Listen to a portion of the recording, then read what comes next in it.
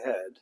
And at one point, John's wife is going to show us in the picture where she was born. That's how real it is, right? Am I right? Yes. Okay. Let me go back and get my notes straight here. Yes, again, thank you, John and Club, for inviting me here today. Introduction about myself for a little bit. I grew up in Musser Road in that famous town of Mountjoy on the west side. I thought I was going to be a farmer, but that's not what God had for me. But that farm now is under the Brubaker Dairy Corporation. So I farmed a couple years, went to Messiah College for 2 years. And guess what? Uncle Sam said, you got to go.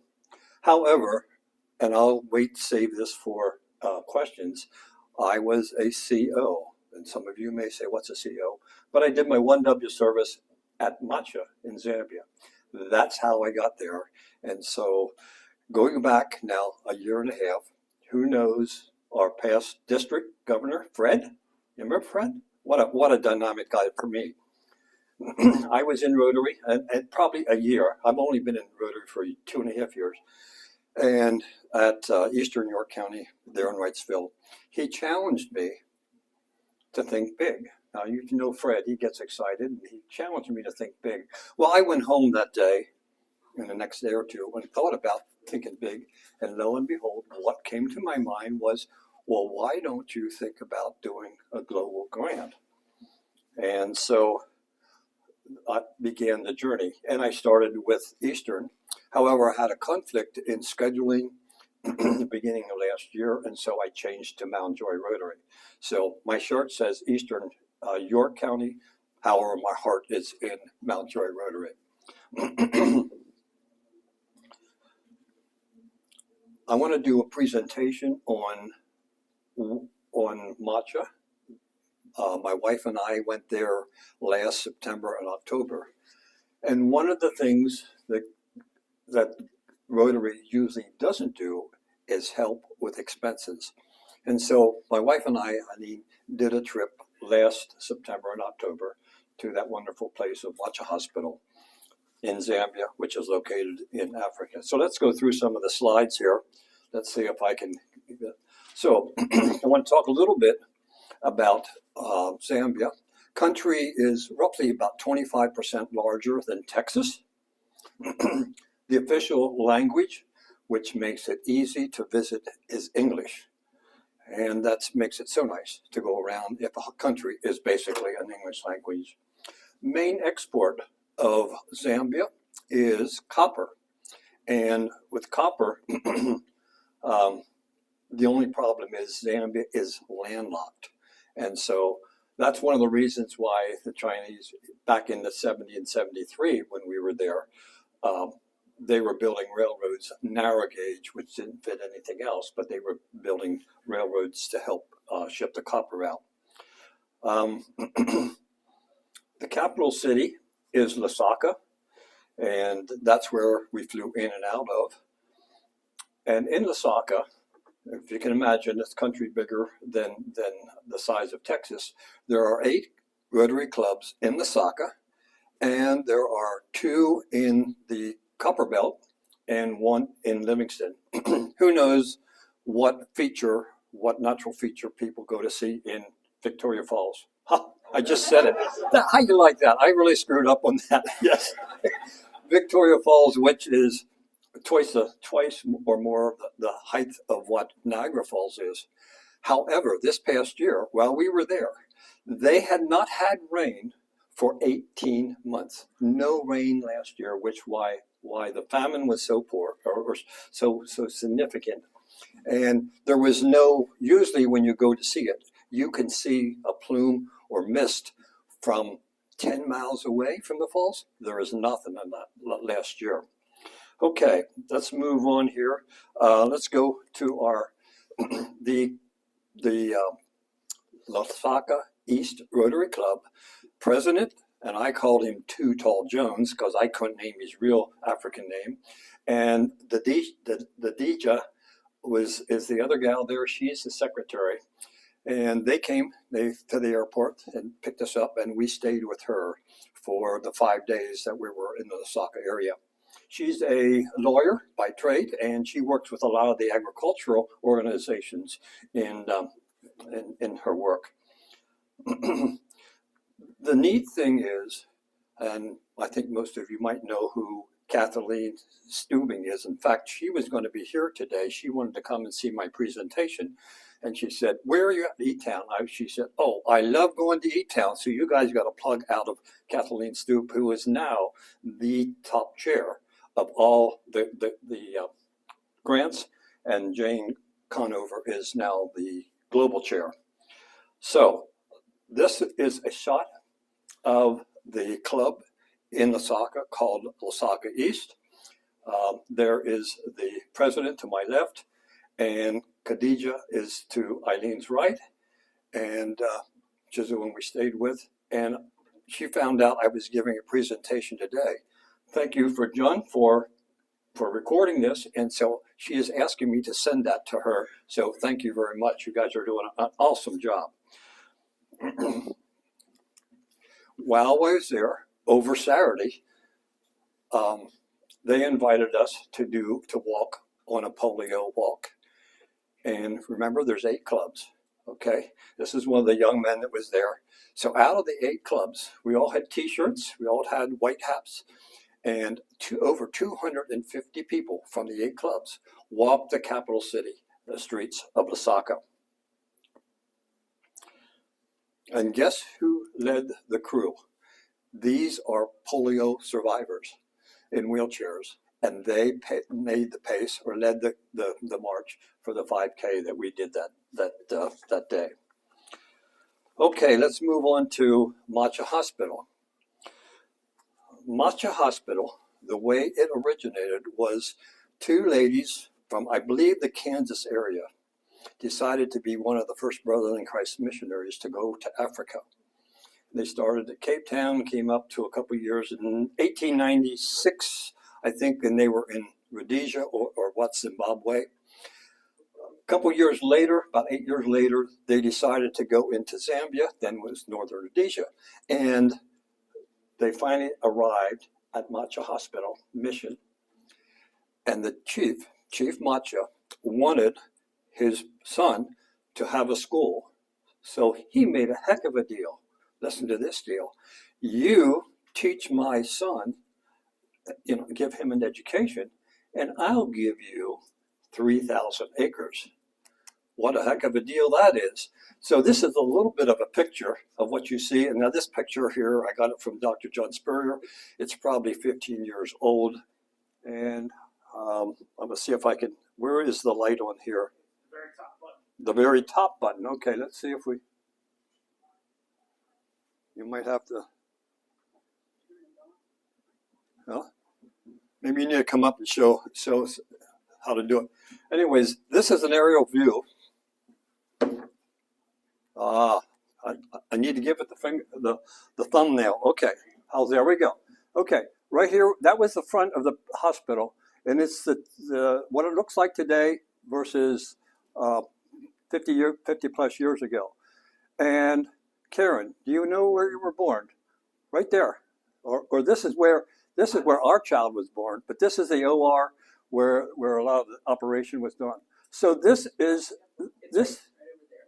Yeah, this basically is the hospital about 20 years ago. Now this is all filled in with buildings, and some of you may have heard over in this corner over here, I don't know if these are the same buildings or not, how many have heard of Johns Hopkins Hospital? Okay. The malaria, this is the National Malaria Institute, is right adjacent. In fact, they have rooms here, the testing, and then there's another one over here where they have research and development. And if you didn't know, 2 years ago, they did the research where they had people sleeping at night, different people, and they found out it is true. Certain people are more attracted to mosquitoes than other people. So if you didn't learn anything today, that's one thing you can learn. That is very true. Certain, I don't know what it is, that there's a report that came out. Pardon? Thank you, dear. Blood type. blood type makes a difference of those that like to, the mosquitoes like. So the mission was started, let's go to the next one. The mission was started and right here is the mission right here. There's the cross, which is the actual Matcha Mission church, and that's where our son would have got baptized when he was born out at the OR in 72. And that's started in 1906. Then in 1958, the hospital started, and then at the same time, what happened there? Okay. Oh yeah, so we went to the next one. Okay, and up here, let's go back, see if I can go back. Okay, hospital started in 1958, and then about the same time, also, this is a nurses training now, and as of last year, they had about over 400 nurses in training. How many are familiar with Messiah University? Okay, Messiah University, if a nurse wants cross-culture training, that's where they go for 6 to 8 weeks, and they go to Matcha in their cross training. In 1969, we constructed a dam, and this is the dam here. They built a stream that came through here, down through here. They built a dam across here, and that's the spillway that you see there. Okay, and then in 70, Eileen and I were there 70, 73. I worked as maintenance and would go to the hospital or go to the capital city for medical and building supplies once a month. And my wife worked in the laboratory there at the hospital. My job basically back in the 70s was to drive 2 miles with a Land Rover and go from the hospital 2 miles down around here to the pump house. And from there, we would pump water 2 miles to the tank for distribution to the hospital and the staff, the hospital staff.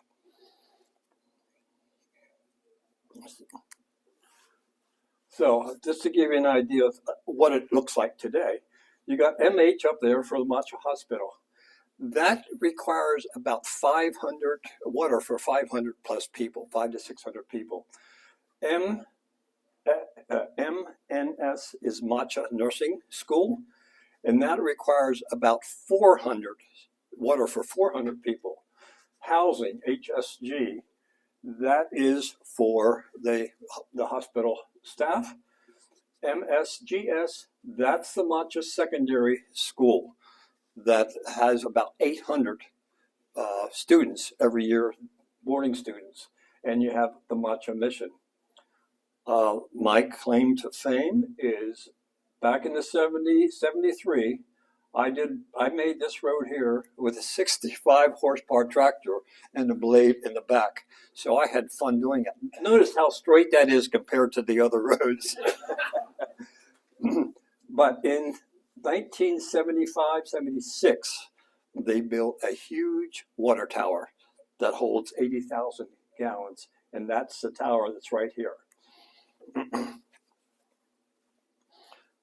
Just to give you an idea of what this is basically considered what we would call a bush hospital. I didn't show it to you, but back in the original, if you would go north 2.5 hours from Victoria Falls, you would come to Matcha Hospital. It's east of Choma and north of Victoria Falls. In 23, they did 30,000 outpatients. They did 8,000 inpatients, over 2,000 baby deliveries, and over 2,000 surgeries. They serve about a 15-mile radius and serve about 130,000 people. So let's move on, and that's just a close-up of Matcha Hospital, but I like to move on. I need to make sure you guys want to be done here by quarter after, so I got to keep moving.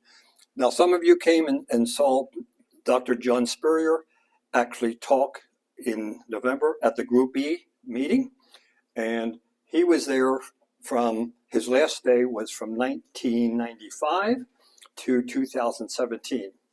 And during that time, they were able to eradicate a number of diseases, 5 diseases, okay?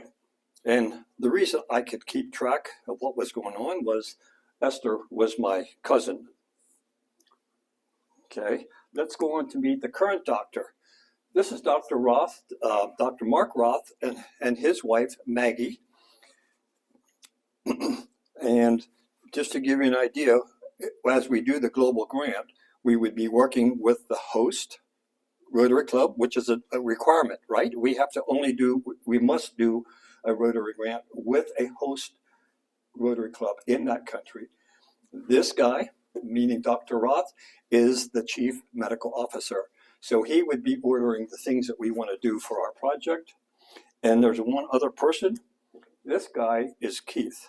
Keith Kober from Canada. He's been a plumber for over 40 years. Specialty is drilling wells and digging wells. And he has been there at Matcha for the last 10 years. He goes over in September and October. And I forgot to say, you realize that there is only rain 4 to 5 months out of the year. It starts November. Notice we do work in September, October.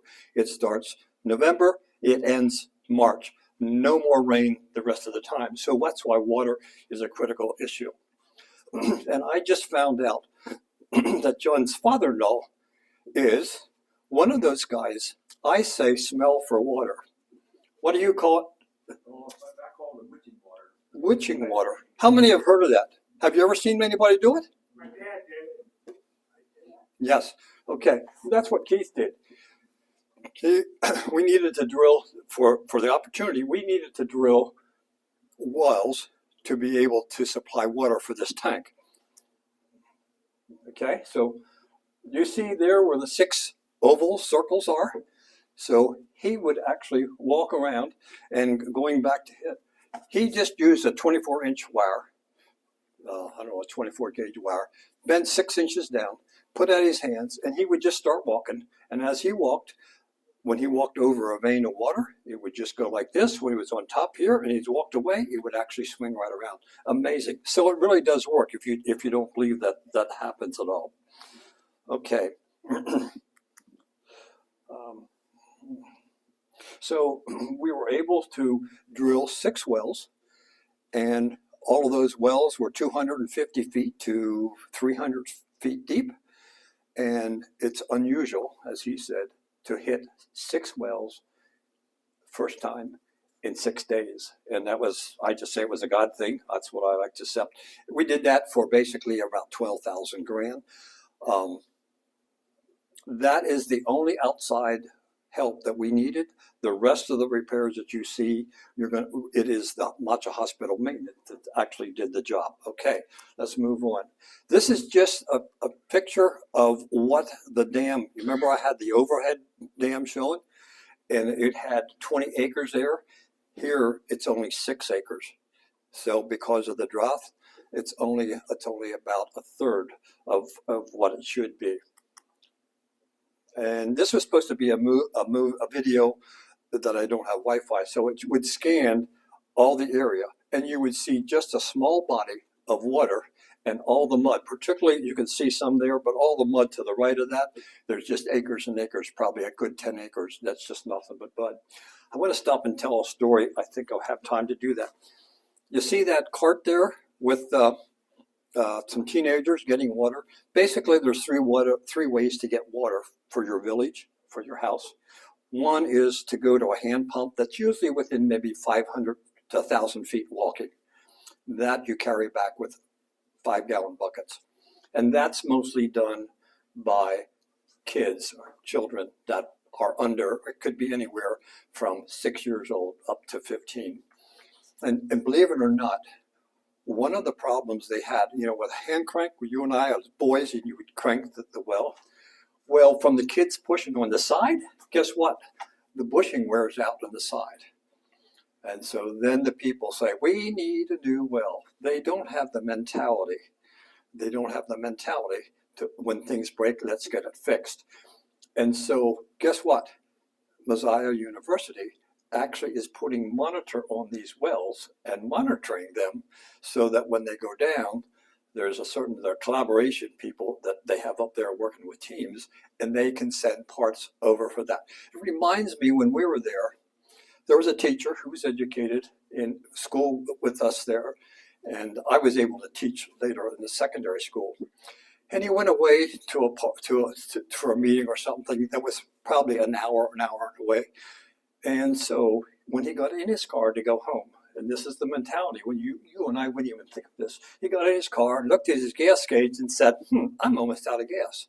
So what would you do? You would probably stop and get gas. Well, he thought, I'll just drive twice as fast and I'll get home. Lo and behold, he demolished his car. So that mentality, it's just not there, built into the system. Okay.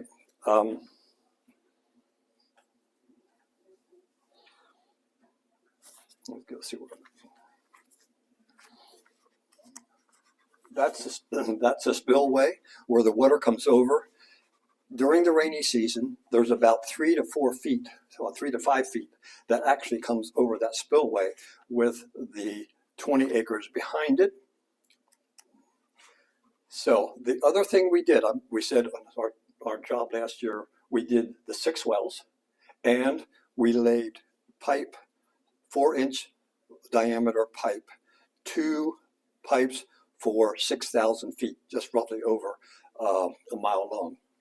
And the reason was we were running 2 lines from the dam up to the tower.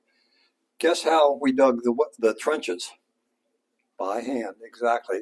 And people would show up in the morning because they wanted to work for money so they could purchase food in the afternoon. Here's a picture of this would be the reservoir water that's going up to the tower, and then it's going to be used later. One of the things we realized, I mentioned all the hospital staff has gardens. The hospital laundry, bathhouses, and washing the floors, all that could be used with reservoir water, okay? And that would reduce the fresh water. And so that's why we ran 2 lines. We don't have the system set up yet to use that in the hospital complex, but that's why we actually ran a line for the reservoir water. The reservoir water line is onto your right here, and then the 6 wells go into a tank there by the brick that you see, and then that line then takes fresh water up to the tower that's in the circle there. So here is the tower that holds 80,000 gallons. In 2018, they decided, they did a comprehensive water study on the needs there, and they decided that they were going to switch. Up until that time, they were using reservoir water. Only thing they did with it was run it through sand. No treatment for bacteria or anything. They decided to go with fresh water, cleaned out the tank, sanitized it, and started putting in well water. Problem is, for the last 6 years, the hospital has been continually running out of water. I'm here to say that when we got back in November, or the end of October, the first week of November, I got an email from Keith Kober, who said, first time in history that that the tank has been filled. And if they fill the tank, that'll give them 2 weeks of backup water without pumping any water at all. So after many, many years of being patient, they finally have that. Here's just a sample of drilling one of the wells, 250 to 300 feet. Here is just a block wall that they put around the pipes for the wells. Hospital maintenance will cut that off below the wall, the block wall. Insert this pump, submersible pump. They put behind there, you can see where they put a ditch in to connect it to the tanks, and they also run the wire there. But the important thing is they'll put a steel cap over that so it can't be tampered with. Just another little side project. We had a little extra money. By the way, that pipe project took about $36,000. We got out of the 12,000 feet that we needed, we got about 9,000. We needed 3,000 more.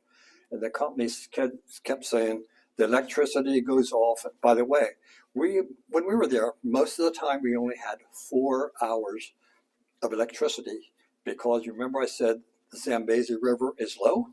What happens if the river's low?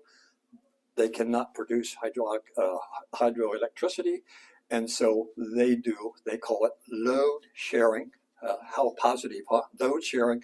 And so most of the places throughout the country would only have electricity for 4 hours. Okay, so we did have some extra money at the end to build here's 4 solar panels and the tank behind it. Then we'll be able to water. This is a 4-acre community garden that's fenced in, and we're giving it a try to see how it goes this year. So we were able in a project last year, and they called it, Dr. Roth kind of called it phase 1 of what we were able to do. Basically, drill for the 6 wells to provide enough water, and then lay the line to supply the fresh water to the tower. The project that we want to do, the global project that we would like to do, and we'd like you to join us in this project, is Dr. Roth is asking for 2 of those 6 wells to be converted to solar, so that we have uninterrupted when electricity goes off. So that would be about $15,000. At the hospital, up there at the MH, he would like to put some elevated tanks right by certain buildings to provide larger amounts of water and pressure for certain things, like the laboratory by the hospital, laboratory, and other things. And that's for about $11,000. And then the last one is some of those pipes up in the Matcha hospital complex are over 60 years old, and they're leaking and they need repaired. So in review, that's basically what we're looking for. I say we, the Mount Joy Rotary, we're looking for those 3 that I just mentioned, and we're asking you if you would join us. When I did my form of intention, I submitted that basically a $36,000 global grant, hoping I have commitment from Mount Joy to do 10,000. I'm looking for 3 to 4 or 5 clubs that would pony up, let's say 4 clubs that could do maybe 2,000 to give us 18,000. District, I'm after them for 10,000, and then the Rotary for 8,000, which would be 8% of that. So now it's your time. Do you have questions? Yes. So I have a comment and then a question. Another thing I love about Rotary is it makes the world smaller. My oldest daughter she didn't go to Messiah, she went to Cedarville University and spent time in that Matcha hospital. Wow. Actually helped deliver a baby. Well, yeah. There. So small world. Small world. Question, when you have that drawing up there with the tank and the wells, why are the wells here, the hospital's up here and the tank's way over here? Well, you have to understand the lay of the land.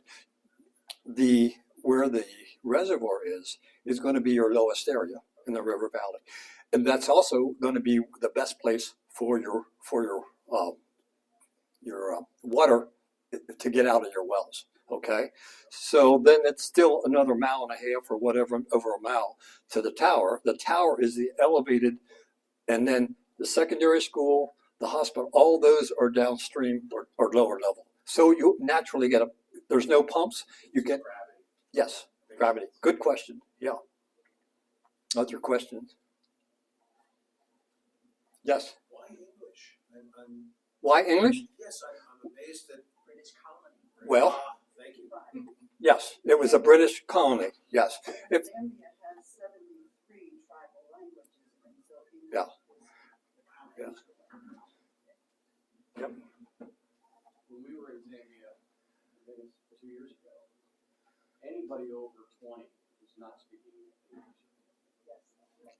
These Yes. other young people spoke Cor- clear English, no problem. correct. We were told we didn't need any interpreters because everybody spoke English, and that was far from the truth. Okay. Were you rural or in the city? Okay. Yeah. And one of the things is, if you know you're going to, depending where you're going, is if the kids are taught English in school. So if you need help, hey, kid, come over, child, come over here. Okay. That's what we did. We had Okay. Yeah. help us Yes. translate. Yeah. We could have never done what we did without them. Yeah. We would have been stuck. And how do you find out what's wrong with somebody's eyes? When you can't ask them a question? Yeah. Just to share a little bit, I don't know if you saw, go back on the map of Zambia. To the right of that is Mozambique. Eileen and I went over there, we were there 6 years ago. 18, is that 7 years ago? That's French, very tough country, they've had wars, civil wars. Nobody over the age, 20 to 45, nobody has, very few people have education because of the wars. The standard between the two countries, Zambia, because of their export and because of the English, it's well-to-do, and the government that has been in the past. We also did a mission trip to Malawi, which is just to the North, west, yeah, and they spoke English there. that's correct. And you talked about the Chinese. There was a very heavy Chinese influence in the country, and what happened there is they tended to be the ones that had all the money. Yeah. And a lot of the people that lived there. I'll tell you, I'll share a story. When I went to once a month, I had to go for building supplies and medical supplies. When I pulled in the building supplies area, all the asbestos roof and the lumber, all of that's loaded by hand, not by loader. I would have to wait in line, and a lot of times I would have to wait in line, and certain people would butt in ahead of me. I got smart. I took a bunch of bananas, what I mean, bunch of bananas, and I put them in the passenger seat. By the way, I always took one of the Africans from Macho with me. And when they saw me coming, we went to load that truck. So, a little bribery will get you what you want. On that same thing, we went through Lusaka a couple times. One day we drove through in the morning. We were going to spend the day there, and we were driving out again. And there was a dump truck at a sand mound, and they were shoveling from the ground up into the dump truck. And when we drove in, it was a very specific truck. When we left, they were still loading that truck. Yes. Like, it was like 6 hours. Yeah. By hand shovel to load the dump truck. Yep. Yeah. Yep. And the other interesting thing is the people, their main diet is maize. Maize is a larger kernel, a white kernel, bigger. And guess who does the planting and the harvesting? The women. The women do most of that. 90% of that is done by the women. Question? You mentioned volatility, so I'm never being there myself, I can't, but we all know from the media, or at least we perceive the media is true, that there's a lot of violence in adjacent areas. Are they protected to some extent from that? Is that, or am I in the wrong area of Africa? I'll give you a good example. In 1970, 73, I would get the Newsweek from home, and I'd get the Newsweek for the world. Total different stories. In Zambia, I would say relatively low chance of violence. And that's because when we were there, President Kaunda and some of the leaders had, again, backing influence, church influence, and again, corruption is the number one thing. I have to say that I'm trying to convince our president-elect in Mount Joy, Rotary, that we will not lose our money. And I think I'm going to do this presentation in 3 weeks at Mount Joy again. And I think you can see what I have done, that I hope she has confidence, because I know all three of the host club, Dr. Roth, and Keith, are they going to be the ones dealing with it? But I know respect, I understand, and there's a lot of corruption. Another example was there was a grain bin that had the sallows all built. And this was right close to, no, this was in Mozambique.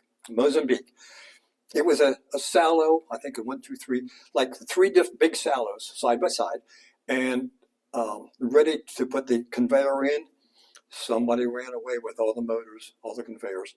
They sit there, they're beautiful, but that's it. Yeah. Any other questions? Okay, I just want to thank you. I want to challenge you to come aboard with us if you so desire. We would love to have you as a partner in that. Thank you.